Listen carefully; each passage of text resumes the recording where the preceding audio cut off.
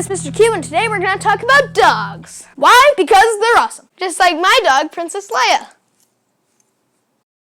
There's a reason dogs are known as man's best friend. Not only do they help us in many ways, we form emotional bonds with them, and they do the same with us. Everyone's happy. Scientists believe that they were the very first animals to be tamed by people, way before farm animals or horses or anything else. But how did this happen? Well, it was so long ago we get into that area of history where no one truly knows exactly. But we can make educated guesses based on evidence. The fossil record shows that the earliest evidence of dogs living with people was in eastern Siberia 30,000 years ago. This is way before anyone started settling into villages or planting crops, which you can learn all about in our Common Core series right here. Instead, people were living nomadic lifestyles as hunter-gatherers. Modern dogs are known as Canis lupus familiaris, and they are all related to the gray wolf. Everything from a Chihuahua to Leia to a German Shepherd is the same species and genetically identical. Hunter-gatherers and wolf packs were fierce rivals and most certainly not friends. Wolf packs are made up of a handful of families and have a strong hierarchy, where they follow a leader called an alpha. But sometimes wolves would be cast out or lose their pack. And one theory is that some of them were clever enough to scavenge at human sites. Some things never change, right, Leia? Here you go. Yep. Now, if these wolves were too aggressive, the people would defend themselves and kill them. But if they were more friendly, they could keep coming back. Pretty smart. Eventually, people found out that they could train their new friends, and humans were able to take the place of the pack leader. The combination of man's ingenuity and dog's speed and strength made them a formidable team.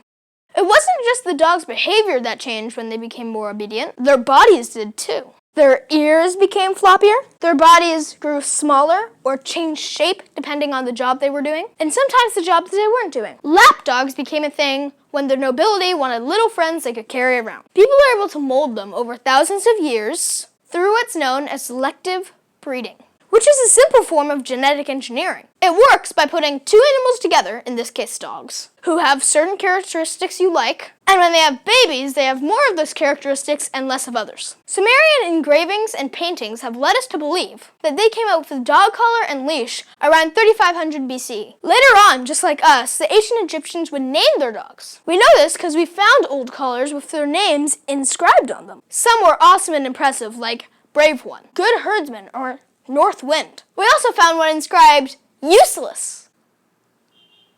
Leia, that's not you. Okay? Like many other cultures, the ancient Egyptians thought dogs had godlike qualities. Are you hiding something?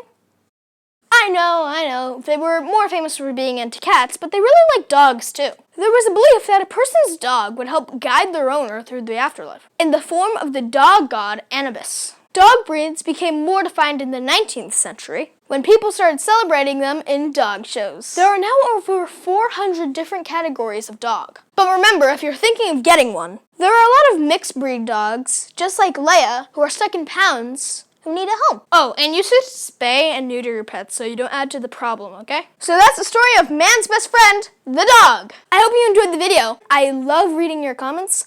Also, remember to share the videos with anyone you know. It's great. I want people to see these. Also, remember to look at our social medias on Instagram, Facebook, and Twitter. And apart from that, I'm Mr. Q, and I'm out. Come on, Leia. Let's go. Come on.